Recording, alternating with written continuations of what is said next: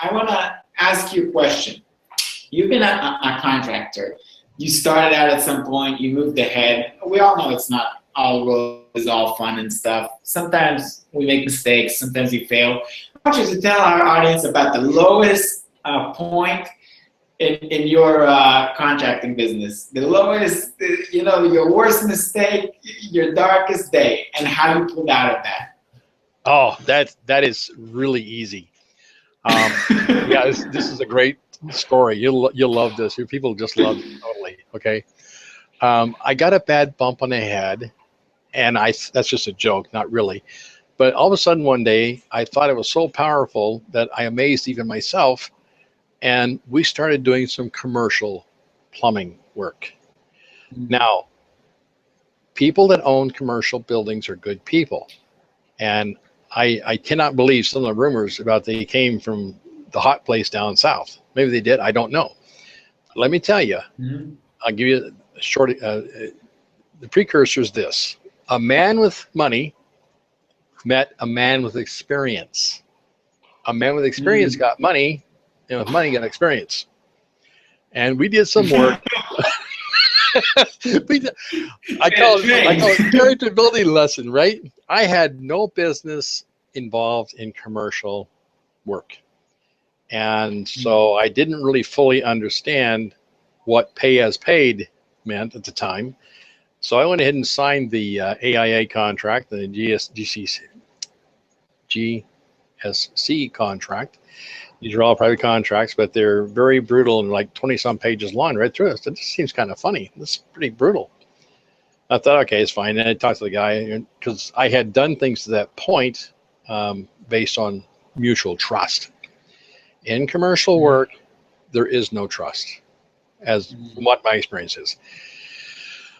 We took on a couple of big projects, and not only did we not get paid, but I wound up putting a lot of my own personal resources into the project in order to keep from filing total and complete bankruptcy. The good news was that I had some extra baggage, which I discovered I didn't need at the time. I had a really nice hopped up 69 Dodge Charger with a 440 and 6-pack, and I had babied it and discovered I needed money. I didn't need that car. So I decided to sell it, and the house we're living in was a nice big, 4-bedroom, 3-bath house. It was huge. And I told Sherry, we don't need this big house. We can go live in a basement apartment. Oh my God. And she said, yeah, we could do that. And the next time somebody says break into commercial, I'm going to take a 2x4 and tune you up. We almost lost everything. Okay. Toner it's real simple. And I talked to my attorney. At that point, you get an attorney, right? So I talked to my attorney. He looked at the contract. He looked at me and says, if you pull out of this, you will be older and wiser. And if he looked me square in the eye and said, you know what? The universe works like this. You take a test, you learn a lesson. If you don't learn the lesson, repeat the test as often as you need to. I said, okay, what can I do to get out of this thing? He said, there's nothing you can do that's going to make any sense. Just deal with it. Do the best you can. Get out of it as quickly as you can. And I did. We did get a few dollars, but miraculously, the contract was in such a way, and I didn't have the resources to fight it. So we got our part of the project done, and it was all done. I went and looked at the developer square in the eye and said, this is a little rough. You can cut this out if you want to. Looking at square in the eye, I said, listen, friend, this is your world. You are of this world. I am in this world, not of this world. In the future, I hope we never meet.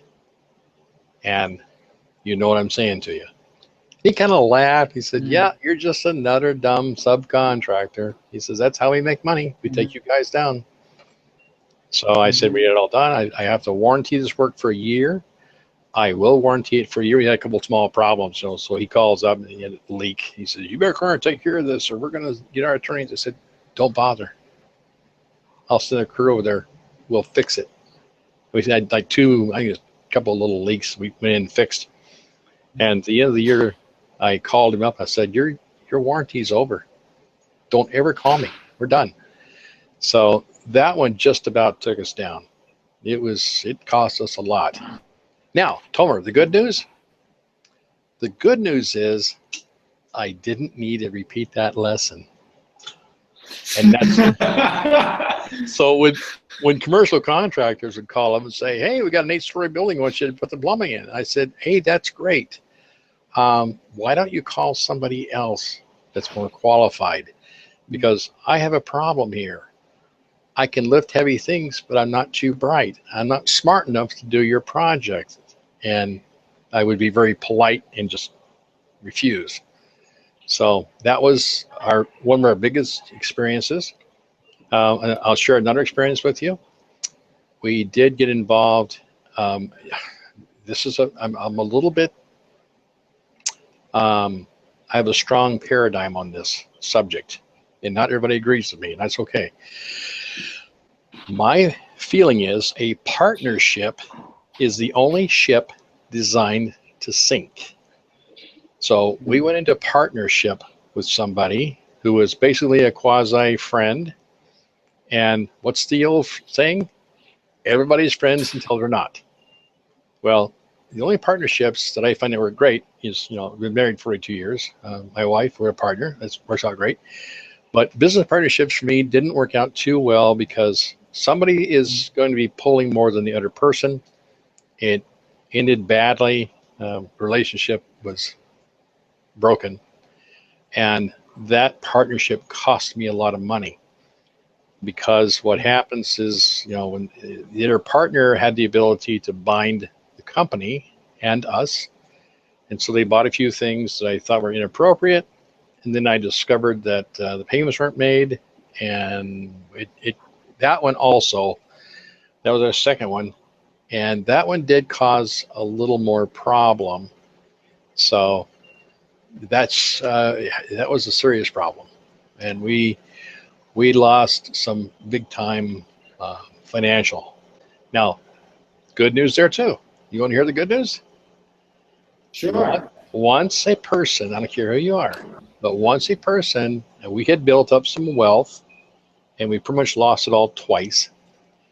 The first time we lose it all, it's kind of like, okay, fine, we'll figure it out. There's two ways to go. You either get depressed or you bear down and rebuild. We bear down and rebuilt. The second time we went down, same thing happened, but it was kind of funny because the first time I never asked friends or relatives for any help. Didn't need it. I'm going to figure it out. The second time it was really quite serious. And so I went to some of my friends and relatives and said, I need a little help here because I've had some problems. And all of them, bless their hearts, I love them all. And I say all, Tomer? I mean all. You deserve it. You took too many chances. Because most of my friends and relatives are all good people and they all have good jobs, and a job is just over broke, but they all have good jobs, and they all said, you took too many chances, you are, like a serial entrepreneur, you just don't know when to quit, and you got what you deserved. And I said, okay, that's fair. That's absolutely fair.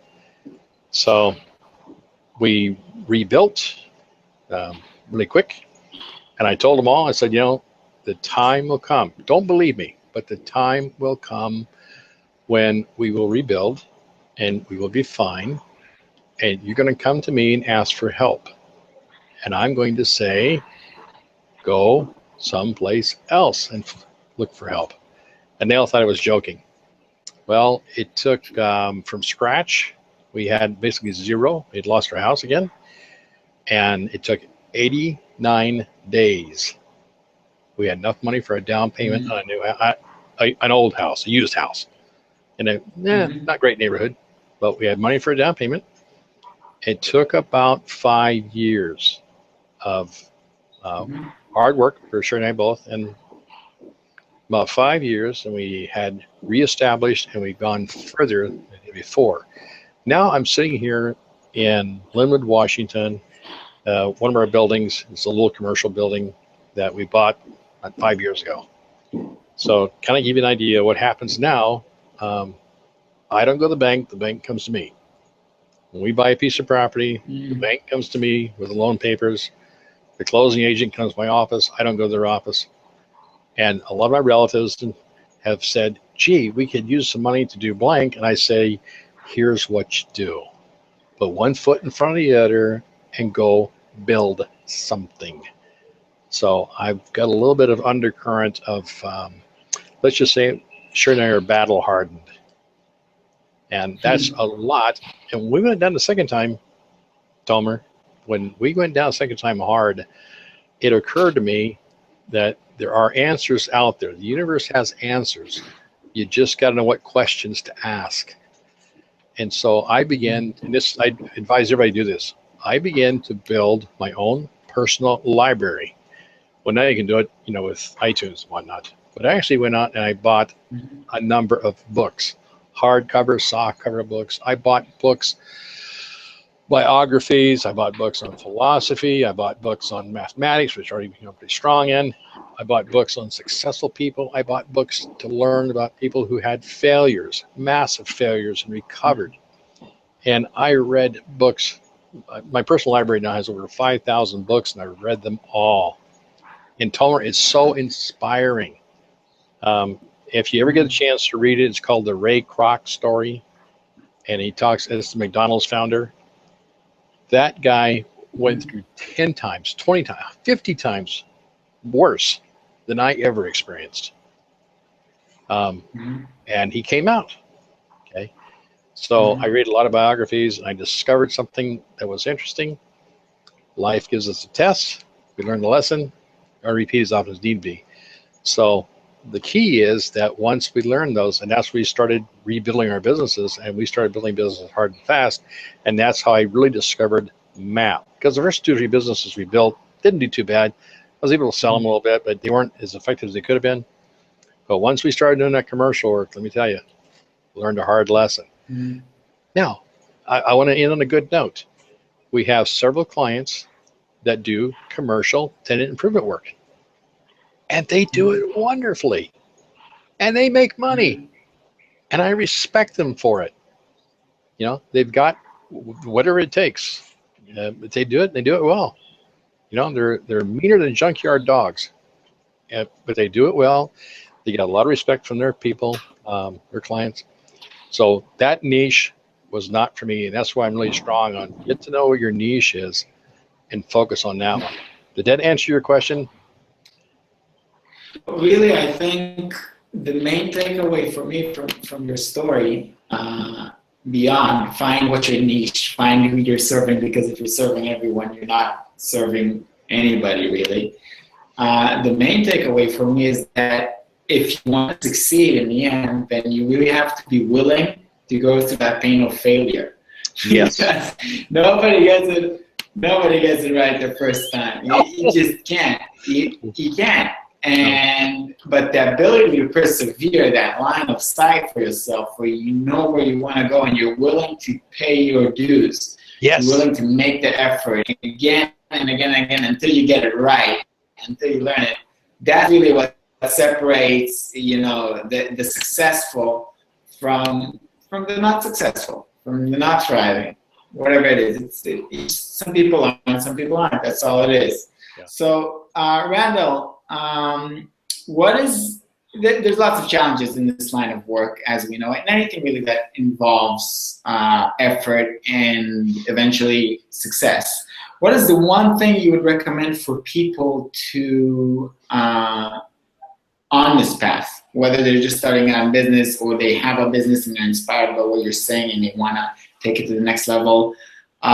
What is the main thing, the most important thing you think people should take into account on this journey? Well, Tomer, I think the first thing that is really important, if we have a big enough why, we'll find the how. So the why is huge. So I work with my consulting clients, and the first thing I ask them to do is to establish their mission statement. And it's very important. I understand we're in the digital age, and I've been using computers since punch cards. But when it comes to the mission, Yeah, back in the 60s. Don't you love it? A bit longer than I did. Yeah, there you go. A bit longer than There you go. So the mission statement is really important. And the first thing we do with the mission statement is we ask ourselves, why? Why am I a contractor? Why am I in construction? That's really important. Am I in it by default because my mom, my dad, aunt, uncle, somebody influenced me because that was their experience? Find out why we're in construction and ask that question very deep, and know that the truth is 4 levels deep. So you got to keep asking the question until you get to the nub, the truth of it. Then write a narrative in longhand on notebook paper with blue ink. And there's a reason for all this. I won't go into a lot of detail, but there's a definite psychological reason for this. And a person may burn up an entire notepad writing and rewriting a mission statement, the big why, and sleep on it for a little while, a few days, and revisit it again. Eventually, it will boil down to that one sentence: why I'm in construction. And once you understand why they're in construction and why they're doing what it is they're doing, then it's real simple, because that everything will flow from that mission statement. And my clients in person, a lot of times, sometimes on a whiteboard, I don't have one right here, but in person, I will actually take a piece of string. It's about 12 inches long, and you've seen this already, I can tell. So I put the string on the desk and I start pushing it. And I said, that is people who are trying to push their business and make it happen. I said, the why, the mission statement, take that string and start pulling it, and the string gets straight. So the why is the most important thing. Once they have that figured out in their minds and it resonates, and then use it with other people and see if it makes sense. If it's not corny, but it's got to come right from the heart. This is why I'm doing this. Okay. What was your why, Randall? Oh, really quite simple. If you're a contractor, I believe you deserve to be wealthy. That is the core of my why I do what I do. Tomer, at this point in my life, if I never work another day and I live to be 150, I'll eat regular and live indoors. So strangely enough, I don't really desperately need the money. But like I said, and this gets out of my core, when I was a kid growing up, my stepfather, greatest guy on earth, I loved him immensely. He was a good, solid man. No two ways about it, okay? Good, solid, God-fearing man, and he did everything. We had, like I said, we had food, clothing, and shelter, but we didn't have what I would consider the goodies of life. We didn't take a lot of vacations, this sort of thing, but I had everything I needed, so it was good. Having made a lot of money in construction, and I worked with a lot of contractors, so my mission statement, my why is, quote unquote, if you're a contractor, you deserve to be wealthy because you bring value to other people's lives. And that's why I do this. Do I charge money for it? Yes, I do. Do I need the money? Well, I can always use it in competition. But there's another funny thing too. I do charge for our services because I've done it both ways. I've actually given away our services. And if people get it for free, they don't appreciate it. There's no value. That's my why. I believe if you're a contractor, you deserve to be wealthy because you bring value to other people's lives. I worked on a long time ago with that. That's my mission statement. That's my why. Okay, so if I can help contractors become wealthy, then you want to hear the underlying cause for that? The underlying cause for that is, if contractors are wealthy, they're going to do what? They're going to spend money. They spend money, they're going to pay taxes. They pay taxes, they spend money, they create jobs. And all that goes into a circle which builds civilization. So that's the key. So you really you're talking about abundance. That's wonderful. You're saying your mission is really to create abundance for contractors who do all this good, provide all this value to customers and to the market. And you're saying how that flows out in circles, like a rock you throw in a pond, where the abundance of the contractor just flows out towards his workers, his employees, his subcontractors, the customers, the whole community. You're really talking about abundance, and that's a wonderful thing, because scarcity really isn't. Yeah. And abundance really is. That's where creativity comes to the fore, and high quality work, and just happy people. It's a much better place to be.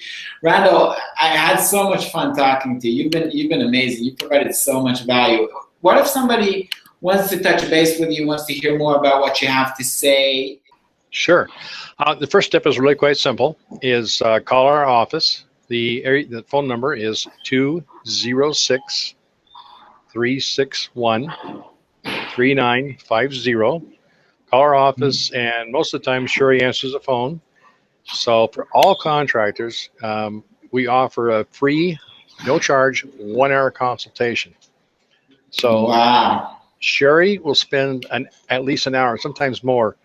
And Sherry's got the same experience I do, and she provides a lot of value just for contractors who want to call up and chat and get some basic information. So that's step one. They can call the office and chat with her. The other thing they can do, we have a website. Excuse me. It's at www.fasteasyaccounting.com.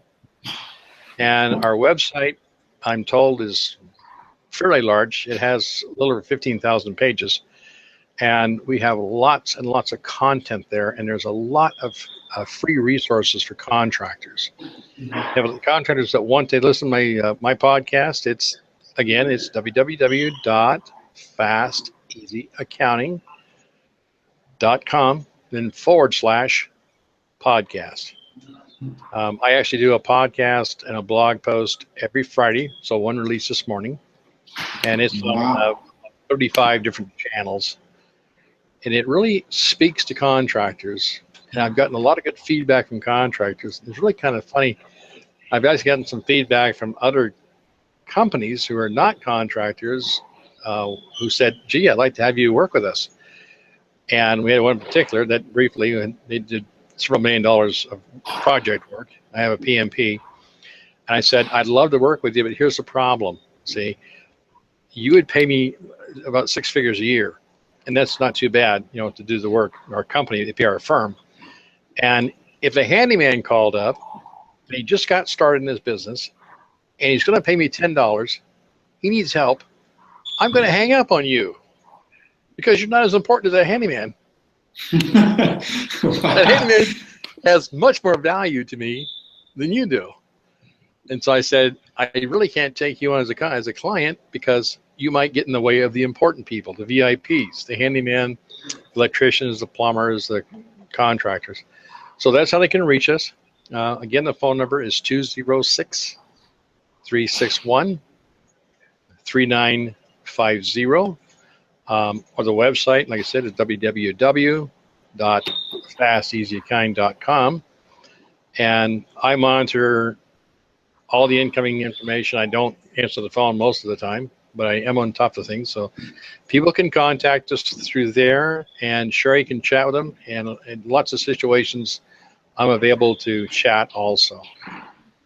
Just so we're clear, I don't go into a lot of depth about a person's accounting system until we have what's called a letter of engagement, because I don't have the authority to look into their file deeply. Randall, that was an amazing talk. Really, so much value. Really, thank you from the depths of my heart. All the resources you mentioned, your website, we'll put your email inside, and your phone number, and the podcast, and all the books you recommended. We'll put it all in the show notes so people can follow up on that if they wish to. And really, I just got to thank you. Like, it was an amazing talk. Thank you so much, Randall. Well, Tomer, thank you. This is a pleasure. First time I've used Google Hangout. This is kind of fun.